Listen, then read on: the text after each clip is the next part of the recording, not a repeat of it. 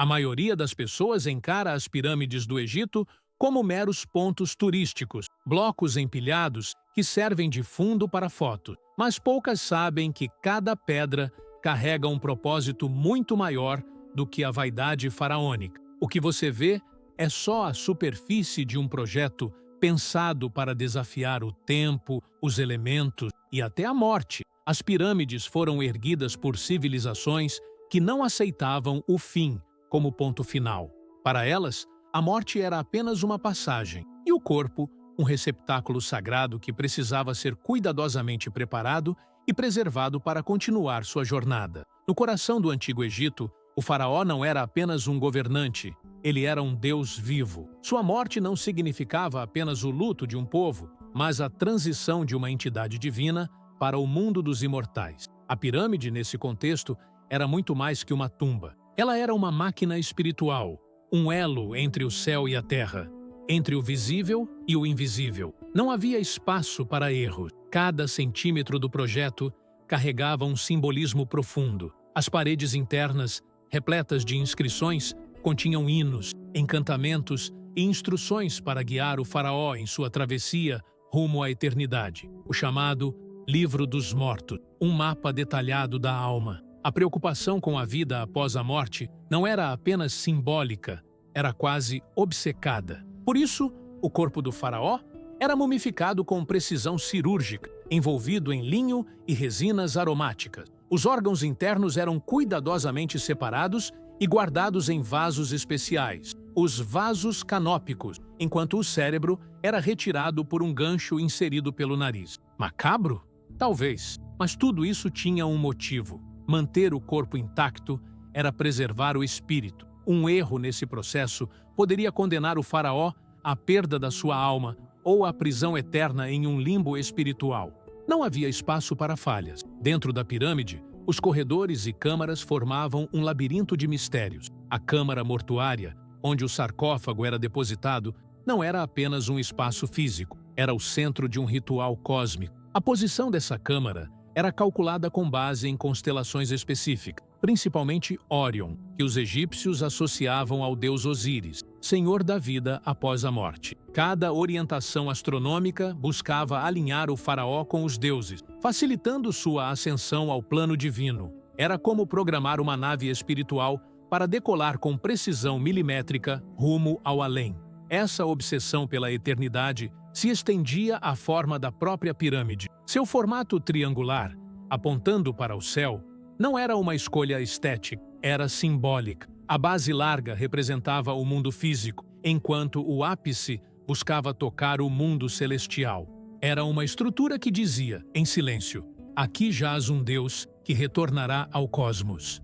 E, para garantir que isso acontecesse, todo o interior da pirâmide era concebido com armadilhas, passagens falsas e câmaras escondidas, projetadas não apenas para afastar saqueadores, mas para proteger o sagrado. Afinal, se o corpo fosse profanado, toda a viagem espiritual estaria comprometida. Essa visão transcendental de morte e construção não era exclusiva dos faraós. Ela era compartilhada por arquitetos, sacerdotes, artesãos, operários. Homens que dedicavam suas vidas, muitas vezes inteiras, a erguer monumentos para reis que jamais conheceriam pessoalmente. E o mais impressionante, muitos desses trabalhadores eram enterrados nas proximidades da pirâmide, com lápides que indicavam sua honra por ter servido ao propósito eterno do faraó. Eles não eram apenas funcionários da construção civil do passado, eram crentes fervorosos de uma missão divina.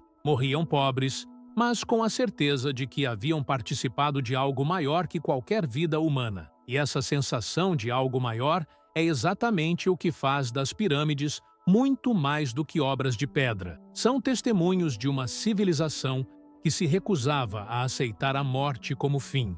Uma cultura que, há milênios, já falava de alma, julgamento, renascimento, temas que ainda hoje mexem com a humanidade. A pirâmide não é o túmulo do faraó.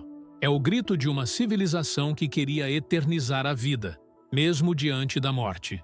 E para realizar esse grito em pedra, os egípcios mobilizaram não só fé, mas também uma inteligência prática que transformou o impossível em realidade, começando com a escolha e uso de materiais que até hoje intrigam engenheiros modernos. Enquanto as pirâmides se impunham no deserto como promessas de eternidade, a matéria-prima que lhes dava forma era escolhida com a mesma reverência dedicada ao corpo do faraó. Nada era por acaso. Cada tipo de pedra carregava um propósito, uma função específica, não apenas pela resistência, mas pelo simbolismo, pela forma como reagia à luz, ao tempo, ao toque dos deuses. O que parece, hoje, apenas uma pilha de blocos colossais, era, na verdade, o resultado de decisões engenhosas e cuidadosas que misturavam fé, ciência e poder. O calcário, por exemplo, era mais do que um revestimento externo. Ele era o manto branco que cobria a pirâmide, refletindo a luz do sol com tanta intensidade que, segundo relatos da antiguidade, podia ser visto a quilômetros de distância, brilhando como se fosse feito de ouro. Era o material que dava à pirâmide sua aparência divina, um farol espiritual apontando para o céu, quase como se iluminasse o caminho do faraó, mesmo depois da morte. Esse calcário era extraído de pedreiras próximas ao Cairo, especialmente da região de Tura, conhecida por fornecer um dos calcários mais puros e brancos do mundo antigo. Mas seu transporte e acabamento exigiam esforço contínuo e mão de obra qualificada. Lapidar esse brilho eterno exigia mais do que força, exigia visão. No coração da pirâmide, onde repousava o sarcófago, a exigência era outra. O ambiente precisava ser inviolável, eterno e simbólico. É aí que entra o granito, extraído de pedreiras situadas a centenas de quilômetros ao sul, na região de Assuã. Transportar essas pedras gigantescas, algumas pesando mais de 60 toneladas, era uma façanha por si só. Mas sua escolha tinha razão. O granito é um dos materiais mais duros e resistentes da natureza, mas também é carregado de um tom avermelhado, ligado à vida, ao sangue, à realeza. Ele era usado em câmaras internas, corredores e elementos-chave como o sarcófago, simbolizando não apenas proteção física, mas uma barreira espiritual contra a corrupção do tempo. Muitos estudiosos acreditam que o próprio som do granito, quando tocado ou golpeado, tinha um valor ritualístico. Era como se a pedra falasse com os deuses. Outras pedras também encontravam espaço dentro e ao redor das pirâmides, como o basalto, uma rocha escura e densa usada geralmente em pisos e pavimentações especiais. Em contraste com o brilho do calcário, o basalto trazia sobriedade, um chão que parecia absorver a luz. Seu uso não era só funcional, mas também simbólico. Era o solo sagrado por onde o faraó passaria antes de sua ascensão. Um exemplo notável são as gigantescas lajes de basalto usadas no templo mortuário de Quéops, que até hoje desafiam explicações claras sobre como foram moldadas e colocadas com tanta precisão. Há cortes nessas pedras que parecem ter sido feitos com ferramentas modernas, tamanha a exatidão. É nesse ponto que a engenharia egípcia começa a ultrapassar os limites da lógica. E quando falamos em precisão, não podemos ignorar o fato de que essas pedras eram mais do que encaixadas. Elas eram fundidas em harmonia. Os blocos de calcário nas faces externas das pirâmides se encaixam com margens de erro de milímetro, sem cimento, sem cola. Apenas pedra sobre pedra, como se obedecessem a um código invisível. A superfície polida dessas pedras era tão lisa que, quando juntas, impediam até que uma lâmina de cobre penetrasse entre elas. Esse grau de perfeição exigia um nível de medição e nivelamento que só seria alcançado novamente milhares de anos depois. Não era só força de trabalho, era conhecimento milenar passando de geração em geração, quase como um segredo de sacerdotes disfarçados de pedreiro. Essa obsessão por materiais certos, no lugar certo, revela algo ainda mais profundo. Os egípcios não estavam apenas construindo um monumento para o presente, mas uma mensagem para o futuro. Usavam a natureza para desafiar a própria natureza. Criavam com as mãos aquilo que esperavam que os deuses reconhecessem com os olhos. Não há desperdício, não há excesso, apenas intenção. Cada pedra fala. E quando finalmente todas essas pedras estavam reunidas ao pé da pirâmide, outra jornada começava. Como mover toneladas de matéria-prima pelo deserto escaldante e encaixá-las, uma a uma, rumo ao céu. É aí que entra o capítulo mais intrigante dessa história, o transporte. Porque construir é uma coisa, fazer chegar até lá é outra completamente diferente. Imagine a cena: o sol do deserto queimando o ar, o chão vibrando sob o peso de dezenas de homens, e ali, no centro da ação, um bloco de pedra com mais de 25 toneladas deslizando lentamente pela areia. Não havia guindaste, tratores, nem tecnologia digital. Apenas o poder da engenhosidade humana. O transporte das pedras para construir as pirâmides é um dos aspectos mais fascinantes de toda a obra egípcia. E talvez o mais subestimado. Esses blocos gigantescos não estavam todos ao lado da construção. A maioria era extraída em locais distantes. O calcário, mais comum, podia vir de pedreiras próximas, mas o granito de Assuã, por exemplo, percorria cerca de 900 quilômetros até o Planalto de Gizé. A primeira etapa era a extração, que envolvia muito mais do que quebrar rocha. Os egípcios usavam ferramentas simples, como martelos de dolerito, uma rocha ainda mais dura, para bater incessantemente contra o granito, até que ele se soltasse por fratura natural. Era um trabalho que levava dias, às vezes semanas, para liberar um único bloco. Uma vez extraído, o desafio era tirá-lo da pedreira e colocá-lo em movimento. E aí entrava uma tecnologia simples, mas incrivelmente eficaz: os trenós de madeira. Em vez de rodas, que eram ineficientes na areia, os egípcios usavam trenós puxados por cordas, com dezenas de trabalhadores coordenados por gritos e batidas de tambor. A grande sacada, porém, não estava só na tração, mas no atrito. Para reduzir a resistência do movimento, eles molhavam a areia à frente do trenó. Um detalhe aparentemente pequeno, mas que fazia toda a diferença. Testes modernos mostraram que a areia molhada diminui o atrito em até 50%, permitindo que os blocos deslizassem com muito menos esforço. Era física aplicada muito antes de qualquer tratado científico. Mas essa era só a primeira parte da viagem. Depois de arrastar o bloco pelas trilhas de areia até o rio, vinha outro capítulo épico: a travessia pelo Nilo. Os egípcios utilizavam barcaças de madeira reforçada, com calado raso e casco largo, perfeitas para carregar cargas pesadas sem afundar. Muitas dessas embarcações eram construídas especialmente para o transporte de pedras, com compartimentos adaptados e sistemas de amarração para garantir estabilidade mesmo nas curvas do rio. Há registros de barcaças que levavam 2 blocos de granito por viagem, exigindo até 30 remadores para vencer a correnteza. Durante a cheia anual do Nilo, canais artificiais eram abertos para facilitar o acesso aos canteiros de obras. As pedras vinham navegando por esses canais até um ponto bem próximo da base das pirâmides. A construção desses canais e portos temporários é uma das provas mais claras da organização logística envolvida. Eles pensavam a obra como um todo, da origem ao destino final. E isso exigia não apenas força de trabalho, mas um planejamento em larga escala. Um sistema que mobilizava engenheiros, escribas, carpinteiros, marinheiros e operários em um ritmo quase industrial. Mesmo após chegar à base da pirâmide, o trabalho estava longe de acabar. Ainda era preciso elevar as pedras até o local exato onde seriam encaixadas. E aí começava uma nova fase da construção. Uma que envolvia soluções ainda mais criativas e que, até hoje, desafiam os estudiosos. As pedras não subiam por mágica, nem eram levitadas por sabedoria mística. Elas eram içadas, aos poucos, por meio de um sistema engenhoso de rampas, plataformas e técnicas que permitiam vencer a força da gravidade com persistência e inteligência.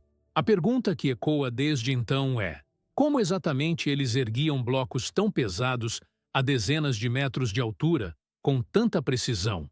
É essa resposta que nos leva a entender a próxima etapa da construção, onde o terreno firme do chão dava lugar ao domínio vertical. e a luta contra o peso se tornava uma dança milimétrica entre homem e pedra. Levantar uma pedra de 25 toneladas não é tarefa fácil nem hoje, com guindastes hidráulicos, caminhões-grua e cálculos computadorizados. A operação ainda exige precisão. Agora, imagine fazer isso há mais de 4.500 anos, usando apenas a força humana, a física e a engenhosidade de uma civilização que se recusava a aceitar limites. Esse era o desafio enfrentado pelos egípcios: transformar uma montanha de blocos pesados numa pirâmide com faces perfeitas, alinhadas ao milímetro. E a resposta estava onde poucos olham: no chão. Eles não pensavam apenas na pirâmide em si, mas em todo o ambiente ao seu redor. Desde o início da obra, o terreno era nivelado com uma precisão impressionante. Estudiosos modernos descobriram que a base da Grande Pirâmide de Quéops possui uma diferença de nível inferior a 2 centímetros, algo que muitos prédios atuais, com tecnologia de ponta, ainda não conseguem atingir. A partir desse solo estável, surgia uma das soluções mais criativas e eficientes de toda a antiguidade: as rampas. As rampas eram a espinha dorsal do processo de elevação dos blocos. Mas engana-se quem imagina uma única rampa reta, subindo em linha contínua até o topo. As evidências arqueológicas, combinadas com experimentos modernos, indicam que várias técnicas foram utilizadas ao longo do tempo, cada uma adaptada à fase da obra e ao tipo de pedra a ser transportado. No início da construção, com a pirâmide ainda baixa, as rampas mais comuns eram rampas retas de terra compactada e tijolos, que permitiam acesso direto às fileiras iniciais. À medida que a pirâmide crescia, surgiam as rampas em zigue-zague, contornando a estrutura como se serpentinas de terra e pedra escalassem suas laterais. Essas rampas laterais tinham a vantagem de reduzir a inclinação, facilitando o transporte dos blocos com trenós puxados por cordas e dezenas de trabalhadores coordenados. Mas talvez a teoria mais fascinante e ainda debatida seja a das rampas internas, sugerida por alguns arqueólogos a partir de registros e resquícios estruturais dentro da pirâmide de Quéops. Segundo essa hipótese, corredores ocultos e espirais internas teriam sido usados para elevar os blocos sem que as rampas ficassem visíveis por fora. Seria uma solução genial para manter o revestimento externo intacto, enquanto o interior era finalizado. Essa ideia muda completamente nossa percepção.